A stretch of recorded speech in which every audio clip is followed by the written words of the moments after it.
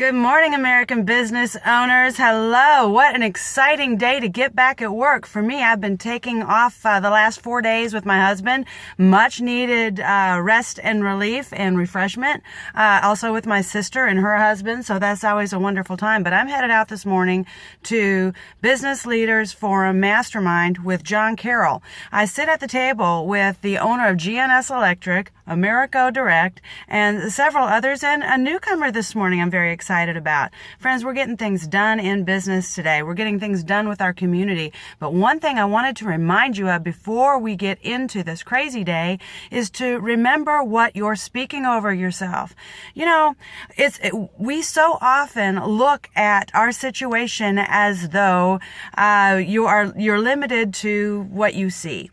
And you're not. Friends, if you are a brother or a sister in Christ, you are blessed in everything that you do. But friends, that starts with your mouth. If your mouth won't line up with that, you're going to have a hard time seeing that in your business. And I just wanted to remind you of that today, to get excited about the promises that you have in your business for success, because it's not about you, my friends.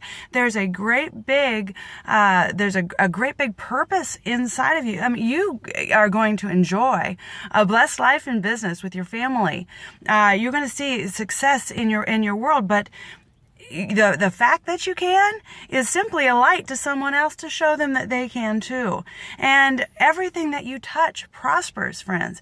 Everything that you lay your hand on. Do you know in Deuteronomy 28, it says that the Lord commands a blessing on you in your storehouse and in all that you undertake. And He blesses you in the land that He gave you. Friends, that is a vision of what He gave you. That vision that He gave you is important. It's not a nothing. I don't want you looking at anything today like, oh wow, it's so different. I cannot seem to compete with everyone doing the same thing. Friends, you're different for a reason. Get out there and shine in your uniqueness, because this world needs you, your family needs you, and the kingdom of heaven needs you. There's a big purpose in your business, and it's for very, very good things, because it's not enough just to go through life just having enough. I learned that a long time ago, and I'll give you an example of that. In my family, a lot of you know my story, and a lot of you know that 4 of my 5 kids struggled with legal issues.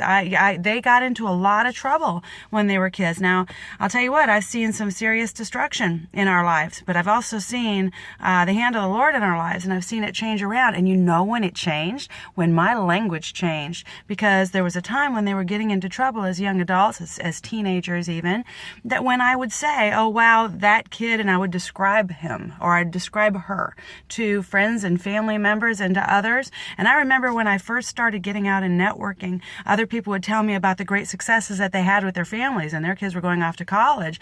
And I have a wonderful, wonderful success story. One of my children has just joined the Marine Corps at 18 and is a lifer. She is a staff sergeant today. I'm very excited about everything she's doing. But I didn't see the rest of my family seeing the success that other families did, and it used to wear on me. And I used to remember that I was kind of hanging my head down on the inside when I went places, when I met people, when I shook hands.